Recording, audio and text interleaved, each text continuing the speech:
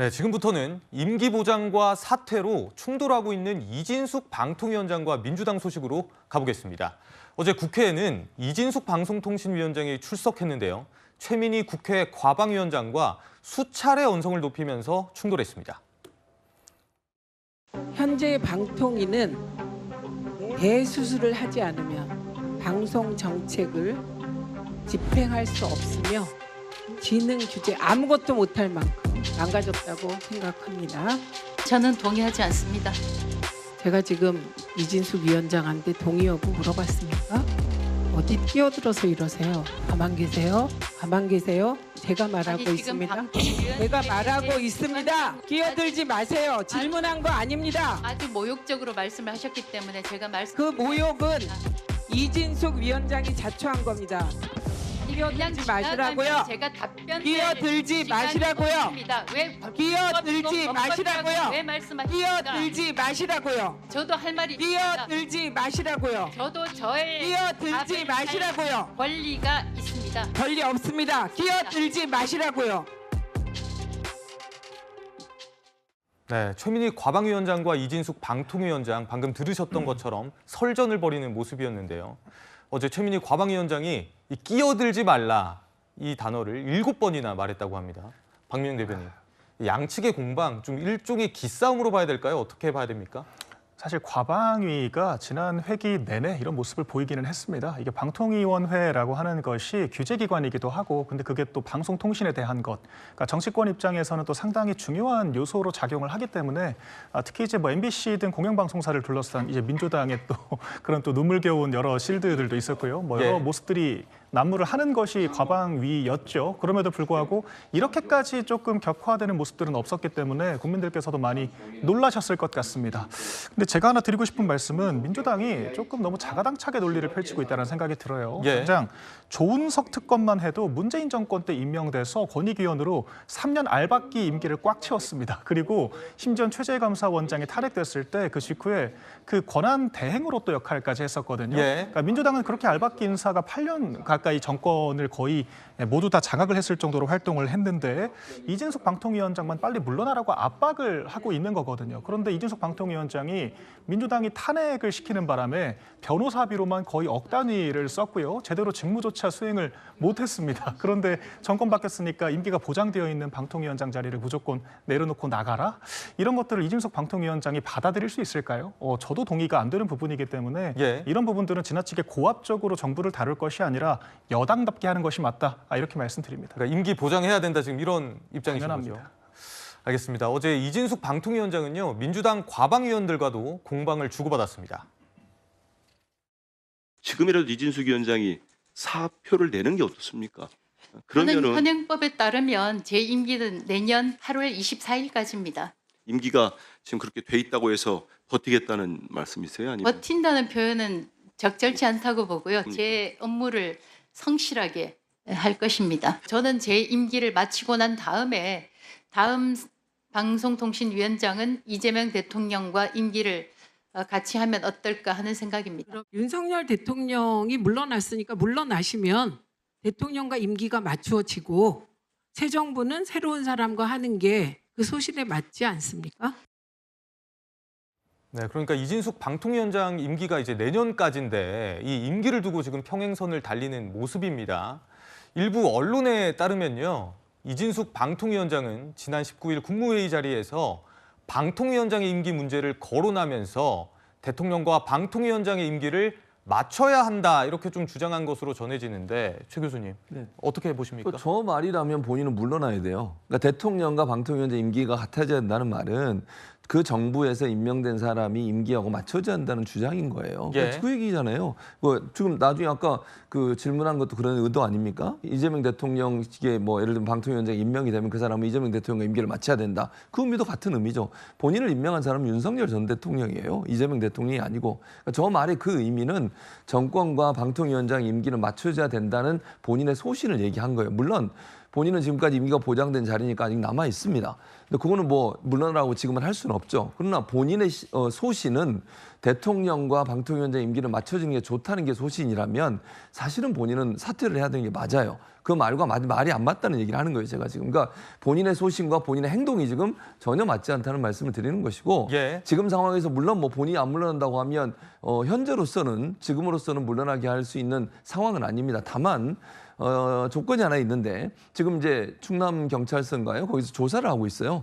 지난번에 본인의 이제 청문회 과정에서 나온 여러 의혹 때문에 법과 관련된 의혹 때문에 수사가 진행되고 있고 그게 민주당에서 고발한 사건이거든요.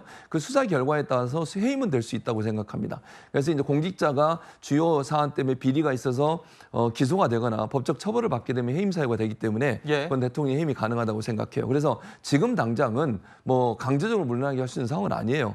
그러나 뭐 본인이 수사 결과에 따라서 어떤 경우가 나올지 모르겠지만 그 결과에 따라서 대통령이 해임할 수도 있기 때문에 그건 좀 지켜보는 게 맞다 이렇게 생각합니다. 네, 저희 패널 분들도 지금 임기 보장해야 된다, 또 사퇴해야 된다 의견이 좀 갈렸는데 이진숙 방통위원장이 이재명 대통령을 향해서 대통령과 방통위원장 임기를 맞춰야 한다고 건의한 것과 관련해서 최민희 과방위원장의 반응도 좀 나왔습니다.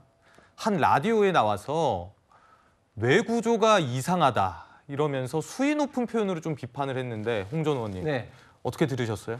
최민희 위원장이 내구조가 이상하단 말이 이번에 처음이 아닙니다. 그전에도 이제 몇 번을 이야기를 했는데 굉장히 좀 모욕적인 발언이죠. 그리고 예.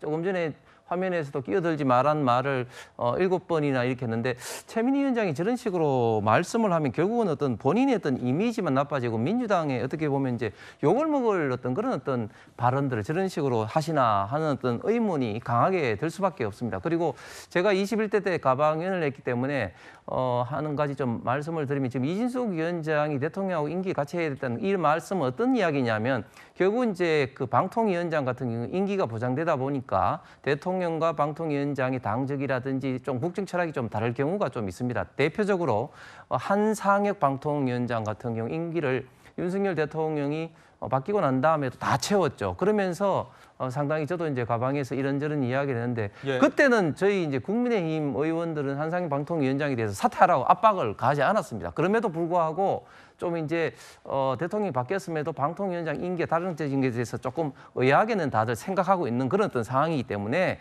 이진숙 방통위원장이 저런 이야기를 했는데 지금 민주당에서 임기가 보장된 저런 어떤 이진숙 위원장을 압박을 하는 것은 지금 현행 어떤 법을 무시하는 대단히 부적절한 어떤 그런 발언들인 것 같습니다. 예, 민주당이 이진숙 방통위원장에 대한 공세에 나섰다면 국민의힘에선 유임이 결정된 송미령 농림축산식품부 장관에게 비판의 수위를 높이고 있습니다. 들어보겠습니다. 농망사법이라고 제가 말씀을 드린 것은 우리 농업의 미래를 망치는 4가지 법률이기 때문에 부작용을 낼 수 있는 측면이 있기 때문에 이렇게 다시 한번 제거하자는 취지의 그런 절실함의 표현이었다. 농망법이 그럼 희망법으로 바뀌는 겁니까? 희망법으로 만들겠습니다, 의원님. 농가 소득과 경영 안정이라는 우리 농업 주요 법안들의 입법 취지 그리고 방향에 대해서 전적으로 동의합니다. 송 장관이 윤석열 정부에서 민주당의 양국법 추진과 관련해서 농망법이라는 표현을 쓰면서 강하게 비판을 했었습니다. 그런데 유임되면서 새 정부의 국정 철학에 맞게 추진하겠다 이렇게 태도를 바꾼 걸 비판을 하는 겁니다. 그러니까 국민의힘에서는 송미령 장관을 향해서 자신의 양심을 팔 것이 아니라 자진 사퇴해야 된다 이런 주장이 있거든요. 어떻게 보십니까? 일단 대통령제 국가에서 국무위원 장관들의 한계입니다. 자신의 소신을 펼칠 수 없도록 되어 있죠. 왜냐하면 대통령이 임면권, 그러니까 자를 수도 있는 권한을 대통령에게 부여했기 때문에 대통령제 국가에서 국무위원들은 사실상 본인의 소신에 따라서 뭔가 부처 운영을 할 수는 없도록 되어 있습니다. 근데 송미령 장관이 이재명 대통령께서 유임시킨 결정적 이유는 일단 업무 파악을 잘하고 있다라는 것이거든요. 그렇기 때문에 사실 국무회의를 통해서 첫 번째 국무회의 때 이재명 대통령이 할 말 있음이 있죠. 디테일한 질문 계속 할 거니까 답변 못 할 것 같으면 실국장 데려와라라는 얘기를 첫 번째 국무회의 때 하셨거든요. 근데 송미령 장관 같은 경우는 디테일한 질문에 다 받아내는 그런 실무 업무 파악 능력을 갖고 있었고 본인의 소신이 이재명 대통령과 다를 수는 있습니다만 뭔가 이재명 대통령이 추구하고자 하는 국정 운영 방향에 맞춰서 소신을 꺾고 그거를 운영할 생각이 있느냐라는 걸 물어봤겠죠. 그렇기 때문에 본인의 소신보다는 대통령 국정 운영 철학에 맞춰서 운영을 하겠다는 다짐이 있었기 때문에 유임이 된 거고, 국민의힘 측에서는 본인들 정부에서 임명했던 장관 아닙니까? 그 장관에 대해서 굳이 양심을 팔지 말라고 할 자격이 있을까요? 본인들 인사청문회 때 그 장관 괜찮다고 통과시켜줬던 사람 아닙니까?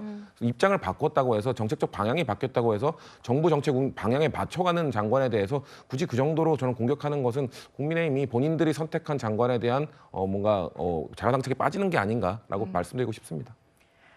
예, 국민의힘은 또 다른 장관 후보자에 대해서도 공채를 펼쳤습니다. 권오울 국가보훈부 장관 후보자를 향해선 이런 평가를 내렸습니다. 들어보시죠.